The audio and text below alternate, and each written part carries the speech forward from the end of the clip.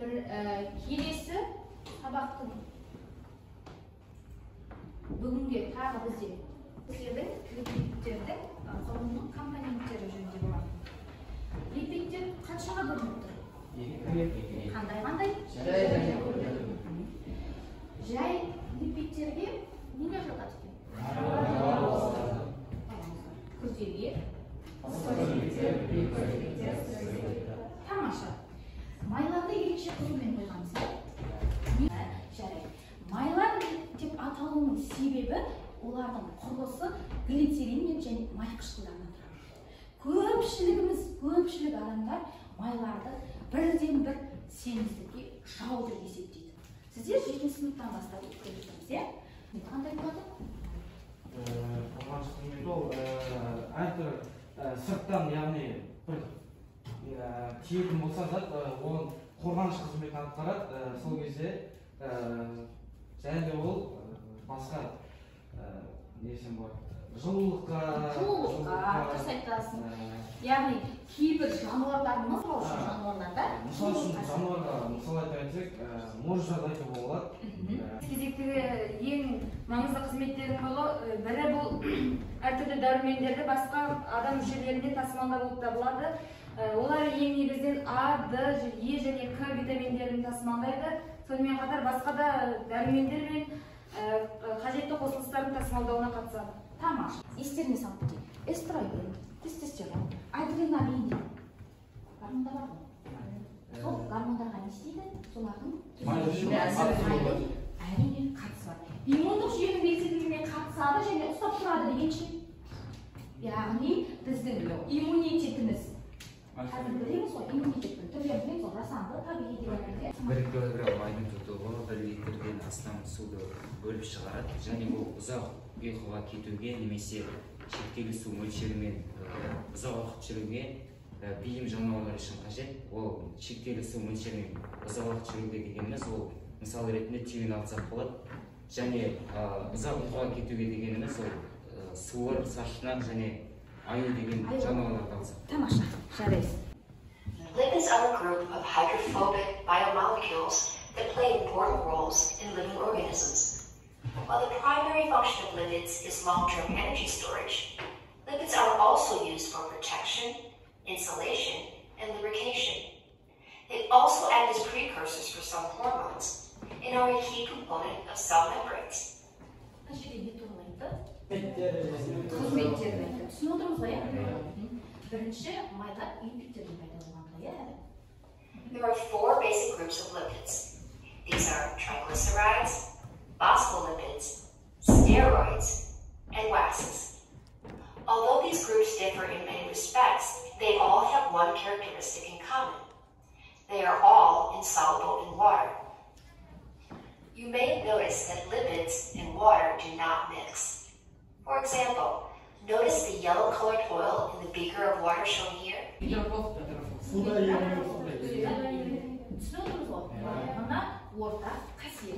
So when you hear that lipids are hydrophobic, this basically means that water and lipids do not mix.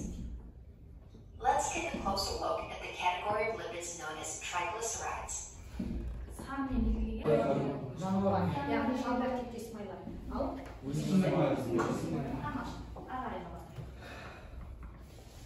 At the molecular level, triglycerides contain 2 types of subunit molecules, glycerol and глицерин және фатти асид дегеніміз не еді? Қышқылдардан нешеуінен құралған? Тамаша. Let's take a quick look at fatty saturated fatty acid.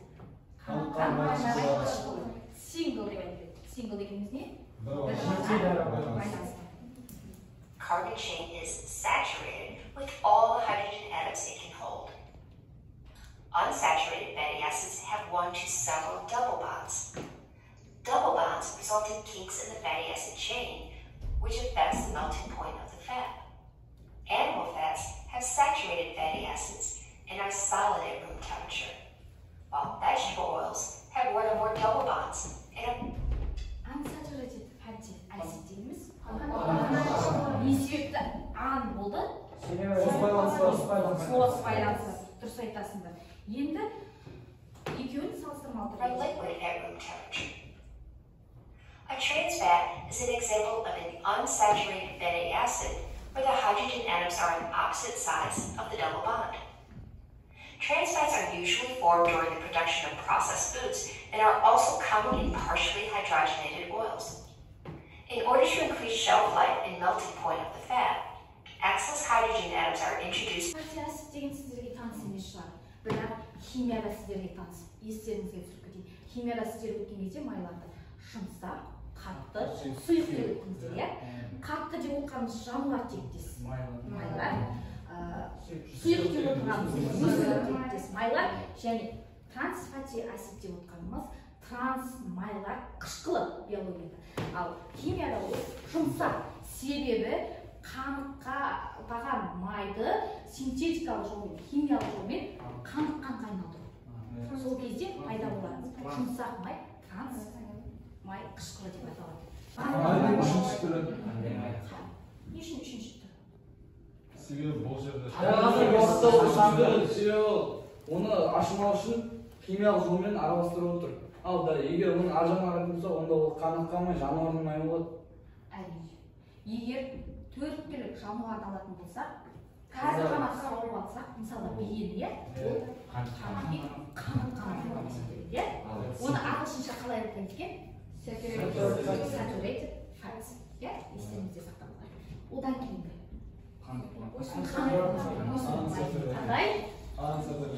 Сұйық. Немесе сұйықты ағылшынша liquid. Liquid дейміз. Маған болымсыз түрінде unsaturated fat.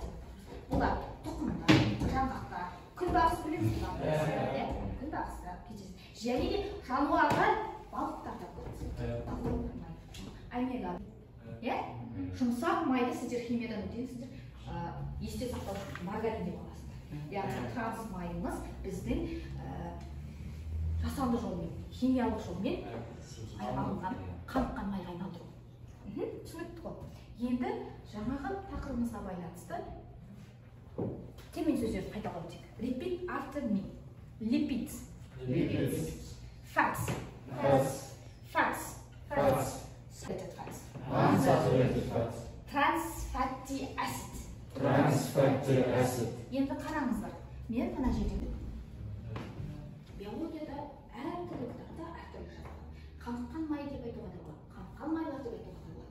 Немесе мына майлардың құрамын айтқан кезде май қышқылдар дейді. Сондықтан транс май қышқылы.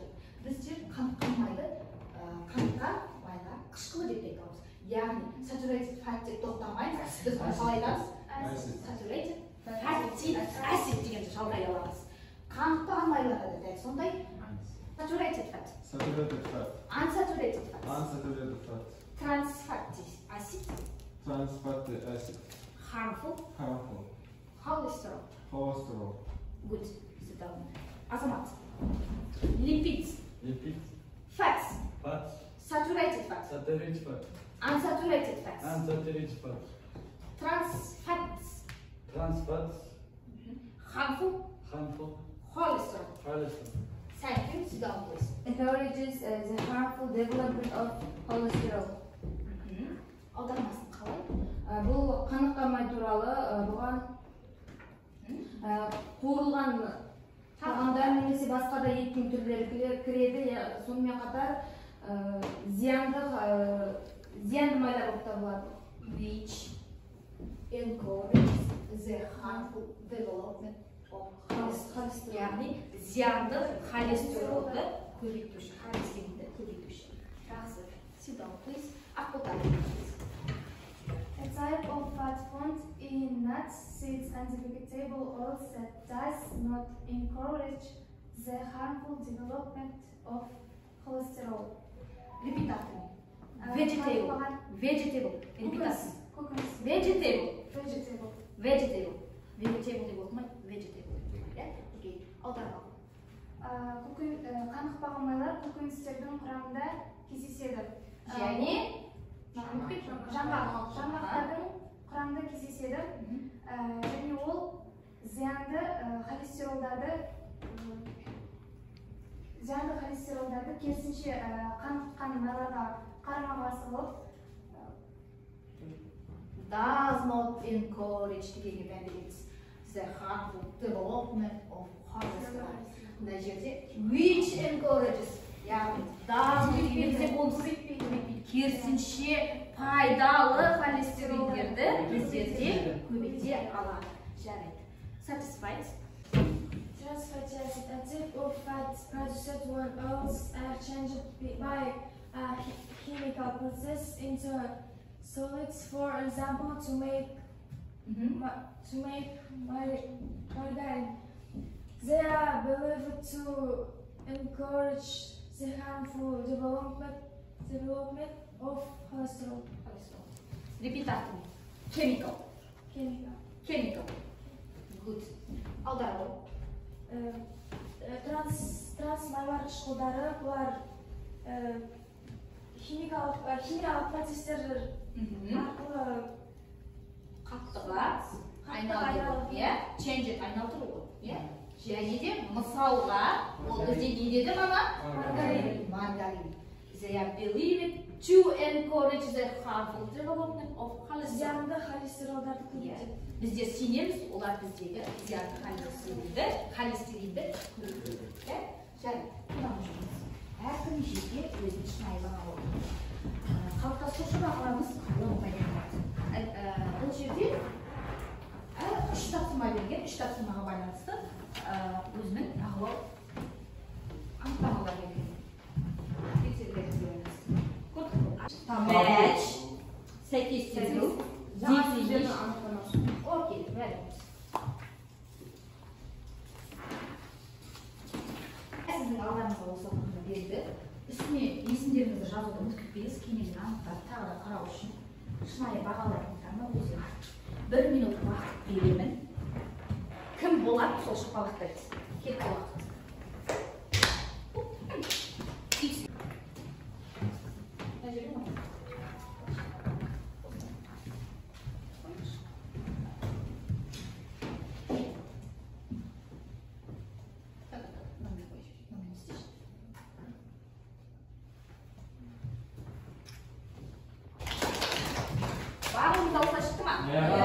Егер біреуінен қателессеңіз, тек қана екеуі де сразу қате болған үшін бір ұпай қоясыңдар. Ал егер түгелдей барлығы осылай шықса, онда 3 ұпайыңызды қоямыз. Жақсы. Қармет уақытты қояйық. 1 минут уақыт береді. Бастамаңыз. 1 минут уақыт береді. Оның ішінде домино ойындағы қастырамыз. Кітаптарыңызды жауып қойсаңыз, кедергі бермес үшін кәдімгі орныңыздан тұрып, болған шапалақтайсыз.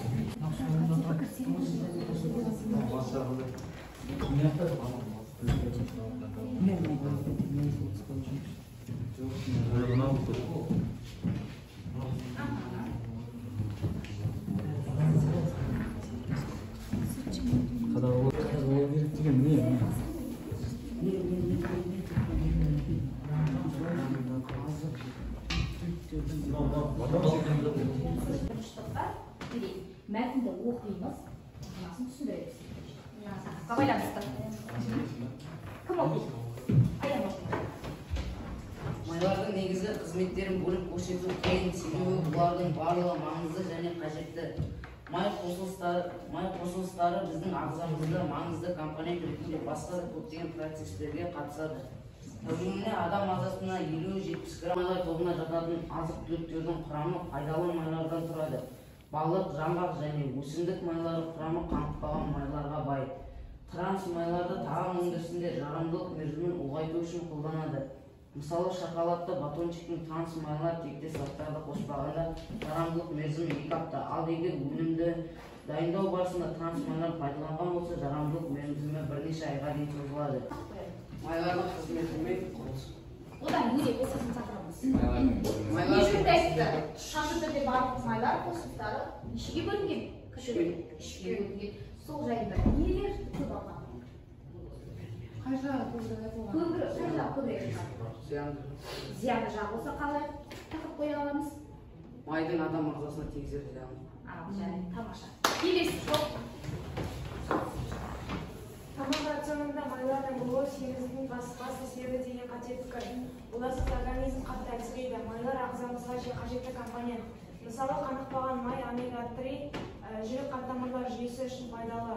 Қаныққан майлар сүт өнімдері, ет, жануарлар майы, кондитерлік өнімдер және тағы басқа да азық түліктер құрамында кездеседі. Сүт және ет өнімдері пайдалы азық түліктер болып есептеледі. Алайда оларды пайдаланғанда құрамында майлардың мөлшері аз болуын қадағалау керек. Майлар энергия алудың көзі, витаминдерді қажетті мүшелерге тасымалдайды, гормон түзілуіне қатысады. Үнемі майсыз тағаммен қоректену жүйке жүйесінің бұзылуына, иммунитеттің бұзылуына әкеліп соқтырады. Адамға тәулігіне 50-70 грамм май қажет, ал артық заттардың жиналуы калорияның жоғары болуына байланысты. Қажетті майдан аспаса спорт залға барып жаттығудың қажеті жоқ. Артық салмақ тұқым қуалаушылықтан да болады. Семіздіктің басты себебі майлардың қасиетінен емес, өзіміздің оларды өте көп мөлшерде пайдалануымыз. Адам ағзасына тәулігіне қанша грамм май қажет? 50-70. Сіздер тақырыбыңызға қалай қояр едіңіз? Майлардың адам организміне пайдасы. Неге? Себебі ол жерде негізгі қажетті нәрсе екені айтылады. Егер біз майды тұтынбасақ, біздің жүйке жүйемізде және қан тамырларымызда ақау пайда болады. Майды орынды пайдалану керек. Мен оқушылардың дискрипторда мен бір ұпайлық бергенмін. Екі топта топ бойынша орындағанмен жеке-жеке өздеріңізге бір ұпай қоса аласыздар. Себебі барлығыңыздың жүрсіңіздер.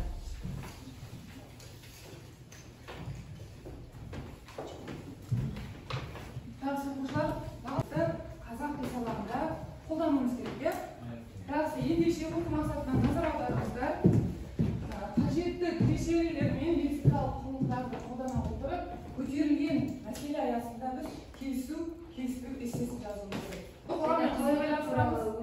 Ал бүгінгі қоғамға келетін болсақ, майлардың адам ағзасында артық мөлшерде көп болуы артық салмақтыққа алып келеді. Бұл қазіргі таңдағы ауқымды мәселелердің бірі болып табылады. Қазақстан ТМД елдері бойынша семіздіктен артық салмақ осыдан бірінші орын алды. Облыстарды бөліп айтатын болсақ, әсіресе Ақтау, Атырау облысының батыс және солтүстік халқы көбінесе артық салмағы пайыз жағынан өте жоғары. Артық салмақтан арылуға арналған таблеткалар, коктейльдер, диеталар, калориясы төмен арнайы тағамдар, биологиялық белсенді қоспалар.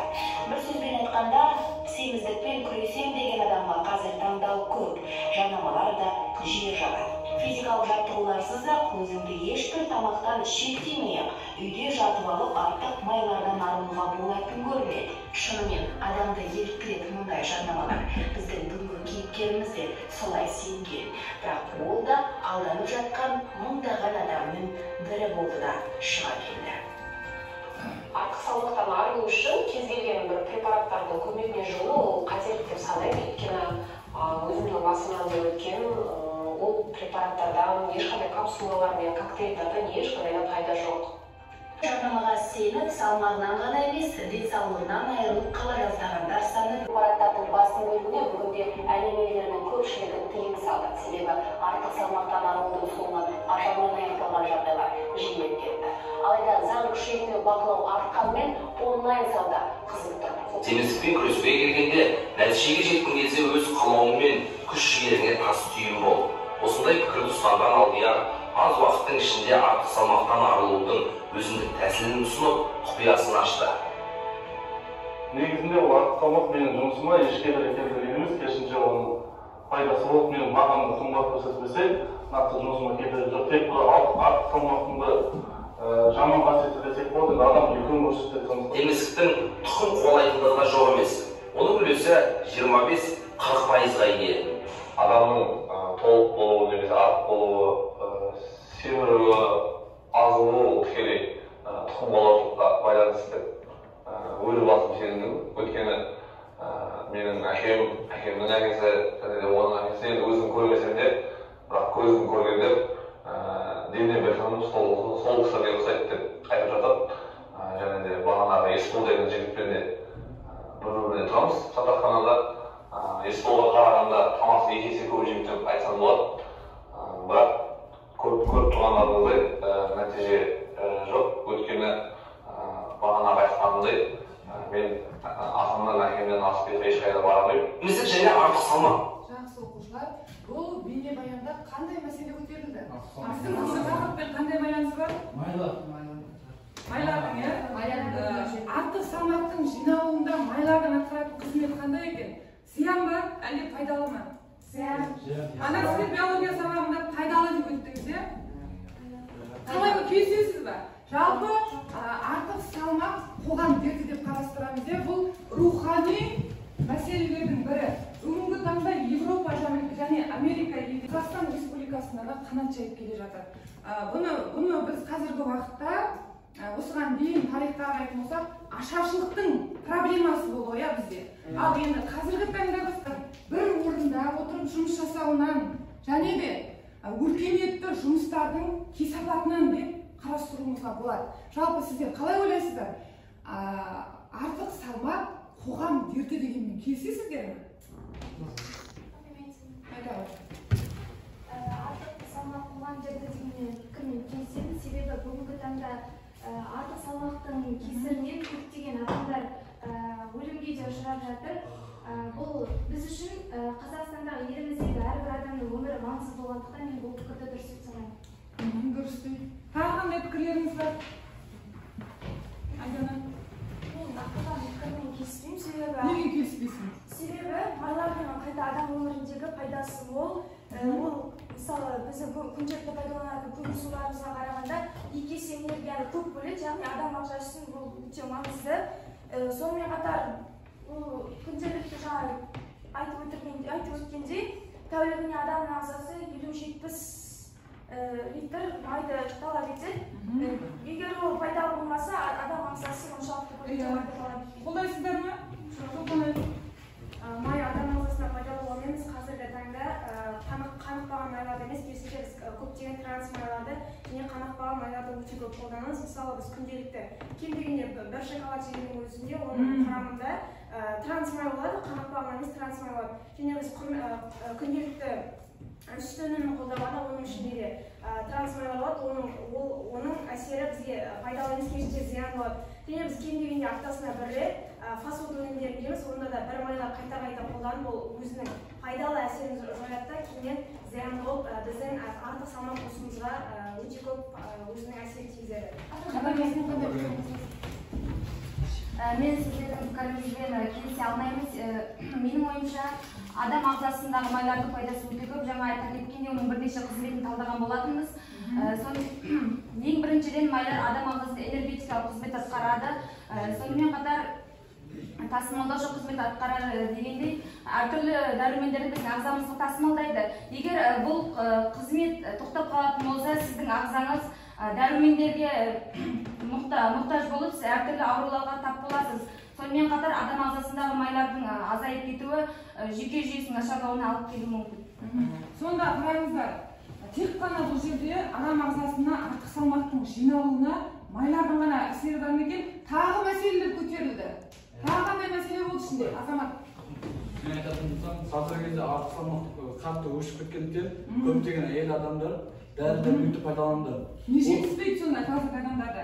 Қазіргі адамдар негізінде дәрі-дәрмекке емес, өзіне сеніп спортпен айналысу керек, өзіне күтіп жасау керек. Мен солай ойлаймын. Қазіргі кезде ол дәрі-дәрмекке тиым салғанымен бізге онлайн сауда қызықты. Оның үстіне қатты ақшасы келген адамдар ештеңеге қарамастан сол онлайн саудадан дәрі-дәрмектерді алады. Және оның құжаты жоқ.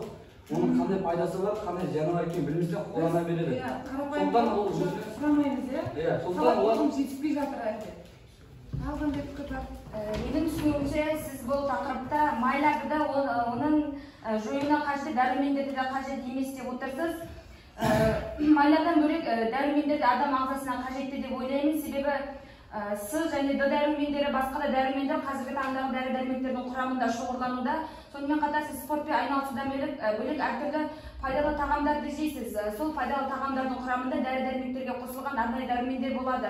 Сонымен қатар С және Д дәрумендері Мессинота университетіндегі студенттердің зерттеуі бойынша адам ағзасында көп қажет болуы керек. Осы дәрумендер қазіргі таңда арықтауға қажетті дәрі-дәрмектердің құрамында көп шоғырланған.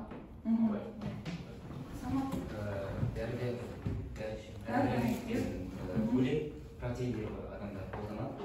Оның құрамында сахар болады. Ол сахардан кейін адамның денсаулығына зиян, адамның денсаулығына зиян беруі мүмкін. Ол және түрлі аурулар тудыруы мүмкін. Жаңа айтып жатырған майлар, витаминдер барлығының адам ағзасына пайдасы зор. Олар болмаса адамның өмірі сүріп тоқтап қалады. Мысалы, егер адам майы мен витаминді күнделікті өмірде қажетінше пайдаланбайтын болса, керегінше тұтынбайтын болса, адамның ең әуелі иммунитеті төмендейді, сонымен қатар жүйке жүйесі бұзылады. Батырхан, қандай пікір? Қоғам дерті, артық салмақ қоғам дерті дегенге мен толық келісемін. Себебі бұрынғы кезде, ашаршылық кезінде адамның семіруі тұқым қуалаушылыққа байланысты болса, қазір калорияны біз дұрыс физикалық күшпен жұмсай алмағандықтан адам семіріп жатыр. Яғни майлар, ал калорияның көп шоғырланған бөлігі майларында болады. Яғни майлар адам семіруіне тікелей байланысты. Жалпы екіге бөлінді көзқарас. Біріміз келісеміз дейміз, екіншіміз келіспейміз дейді. Міне біз осы мақсатта мінекей назар аударыңыздар. Қажетті клишелерді қолданып, біз аргументативті, яғни келісу эссе жазғымыз керек.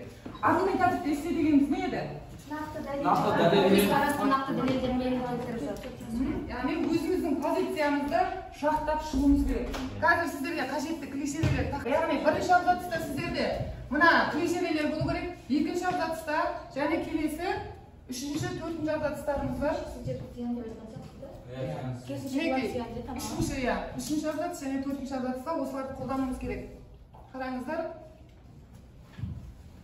Бірінші абзацта клишелер қолданылатын және екіншіде қарап алыңыздар. 60-70 сөзден тұратын шағын өз ойыңызды білдіріп эссе жазып шығамыз. Таймерге қойып қойыңыз. 5 минут уақыт оқушылар.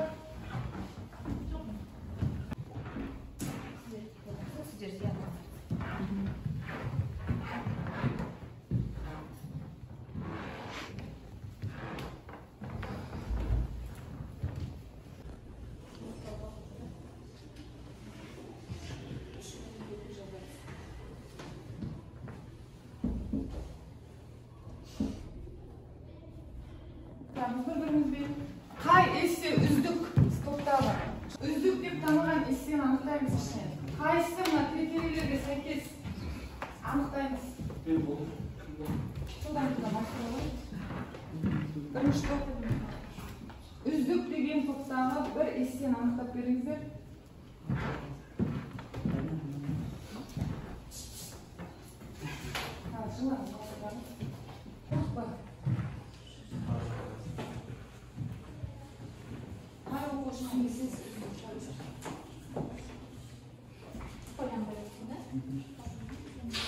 Оған ауыстырып, тексеріп, бір-бірімізді бағалаймыз. Бағалы парақшасынан байларымызды жылдан қоямыздар. Қай оқушының өзі үздік болды? Өтемісбайдан. Дағысы бірінші топтан Өтемісбайдан анықтады. Сіздерден кім үздік шықты? Уақыт.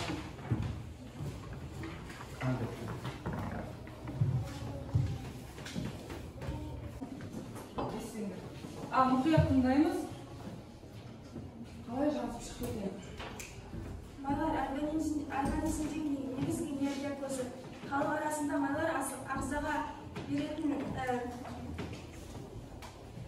беретін астың жұғымы болып саналады. Ас адамның арқауы, асты көрсең қадір тұт деген сөздер тағамның қасиетін айқындап тұр. Ағзаға қажетті тағамдық заттар күнделікте пайдаланылатын тағамнан алынады. Демек, майлардан. Көп адамдар майларды артық салмақтың негізгі көзі деп санайды. Мен осы тұста өз парасымды білдірсем деп едім. Негізінен адамның семіздігі тек майларға ғана емес, көмірсуларға да байланысты. Көмірсулар семіздіктің бірден бір себебі. Сонымен қатар қуалаушылықтың да бұл тұста өзіндік рөлі бар. Майлардың негізінен адам ағзасы үшін пайдасы зор. Өйткені күнделікті қолданылатын сары майдың құрамында адам ағзасына қажетті Е витамині кездеседі.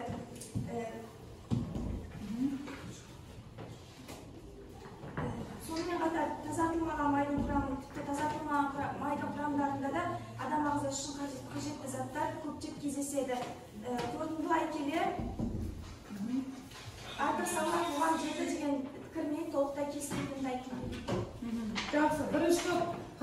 шықты эссе. Талаптарға сай ма? Айта ғой. Қай дискрипторға сай келген жоқ? Қай тұстары жоқ? Жалпы барлық дискрипторларға сай келді. Тек қана ол жерде майды айтты да, және көмірсуларды айтқанда қандай дәл қандай әсерлері артық салмаққа өзінің әсерін тигізетінін айту керек еді. Оны толық ашқан жоқ. Келісеміз ба? Дұрыс бағалады. Тағы екінші топ сіздер жоқ. Артық салмақ қуатыметі. Қазіргі таңда артық салмағы бар адам саны күрт өсуде. Статистикалық мәліметке сүйенсек, тмд елдері арасында Қазақстан алғашқы орында тұр. Менің ойымша артық салмақтың болуы майларға байланысты. Себебі біз күнделікті өмірде калориядан асып майда тым көп қолданамыз. Әсіресе қаныққан транс майлар қосылған тағамдар өмірімізде елеулі орын алып отыр. Бұған қоса салауатты өмір салтының болмауымен бір орын жұмсалмаған май ішкі мүшелер арасында жиналып артық салмақ болады. Ал сол салмақты жою үшін қолданылатын дәрілер табиғи емес, керісінше синтетикалық химиялық жолмен алынған. Сол себепті ол дәрілердің пайдасынан зияны көп. Өз пікірімде майлар артық салмаққа тікелей байланысты деп түйіндеймін. Қорытындылай келе артық салмақ қоғам керді. Салауатты өмір салтын ұстанып, денсаулықты сақтау өз қолымызда. Өте керемет ескертулер. Жақсы оқушылар бүгінгі биология сабағынан және қазақ тілі сабағынан алған ойларымызды жинақтай келіп, зиян тұсында, пайдалы тұсында білдік. Жалпы біз ескерттік, таңдау әркімнің өз еркінде. Енді бағалауларыңызды бердіңіздер біздерге. Енді қараңыздар, бүгінгі сабақты қорытындылай келе біз қатысушы қонақтарымыздан сұрап өтейік. Бірінші топтың оқушысы Өтемісов Айдана және екінші топтан Шолпанай деген оқушыларымыз эсселерін оқыды. Жалпы екеуінің ішінен біз үздік оқушыны анықтауымыз керек. Сіздер бірінші топта Айданаға дауыс берсек, нешеуіміз дауыс береміз? Айдана деген оқушының бүгінгі сабаққа қатысы, эссеші. Өтемісов Айдана және Шолпанайға. Бірінші Өтемісов Айданаға дауыс берейікші. Қалай қатысты? Қол көтеріп дауыс берейік. Қол көтереміз, ал енді келесі Шолпанайға. Екеуінің тең екеуінің ортақ шешіммен ортаға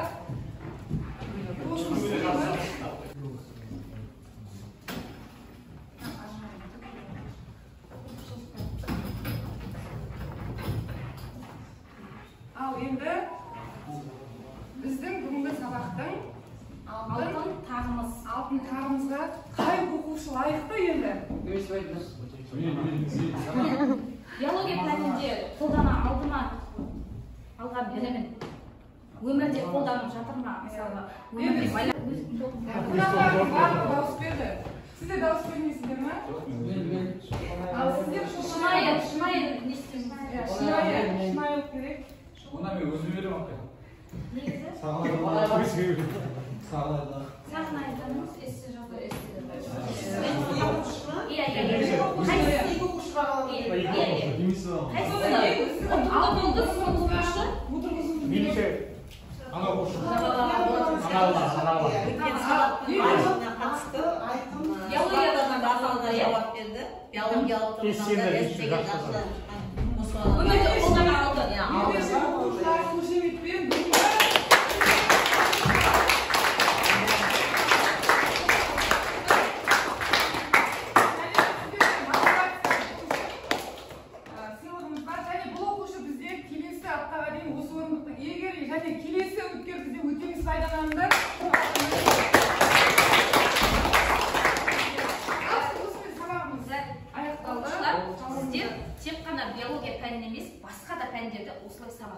өмірде қолдана аласыздар. Болашақ ата-ана боласыздар, не өмірде қолдана білуіңіз керек. Stand up, please. I'm proud of you. Thank you, pay attention. Goodbye. See you soon.